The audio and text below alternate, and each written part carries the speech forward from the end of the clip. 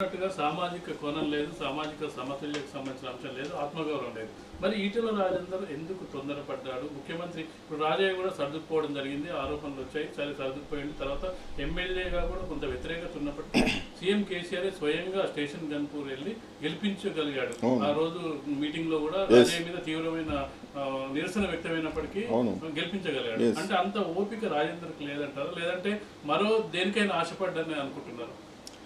ఇప్పుడు నేనేమంటున్నా సార్, ఇది మనం ఎన్ని మాట్లాడుకున్నా, జాతీయ పార్టీ గురించి మాట్లాడుకున్నా, ప్రాంతీయ పార్టీ గురించి మాట్లాడుకున్నా, జాతీయ పార్టీలో రాజీవ్ గాంధీని కాదని, ఇందిరాగాంధీని కాదని, సోనియా గాంధీ గారిని కాదని ఏమైనా జరుగుతాయండి?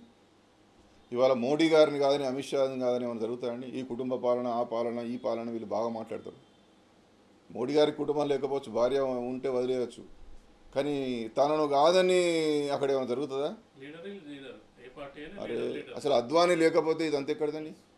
అద్వానీ రథయాత్ర చేయకపోతే 2 నుంచి 90 సీట్లు ఎక్కడ వచ్చాయండి?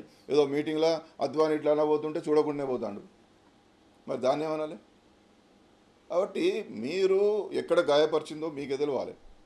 నేను అదే చెప్తున్నా, రాజేందర్ గారి మీద పరుషంగా మాట్లాడాలంటే నాకు ఏమాత్రం మనస్కరించదు. బీసీ బిడ్డ ఇంత పెద్దగా ఎదిగిండు, గొప్ప ఆర్థిక శాఖ మంత్రి అండు, 19 సంవత్సరాలు పోరాటం చేసిండు, కీలక నాయకుడుగా, ఒక శాసనసభ పక్ష నాయకుడిగా ఆయనను గౌరవించాడు ముఖ్యమంత్రి గారు. ఉద్యమ నేతగా ఆనాడు హరీష్ రావు గారికి ఇవ్వకపోవా? హరీష్ రావు గారు సీనియరా లేకపోతే రాజేందర్ గారు సీనియరా పార్టీలా? హరీష్ రావు గారే సీనియర్ కదా. హరీష్ రావు గారి కాంట్రిబ్యూషన్ మనం తీసేయలేం కదా, అద్భుతమైన కాంట్రిబ్యూషన్ కదా. మరి ఉండగా ఆయనకి ఎందుకు ఇచ్చిండు? హరీష్ రావు గారు ఉండగా కూడా రాజేందర్ గారికి ఎందుకు ఇచ్చిండు?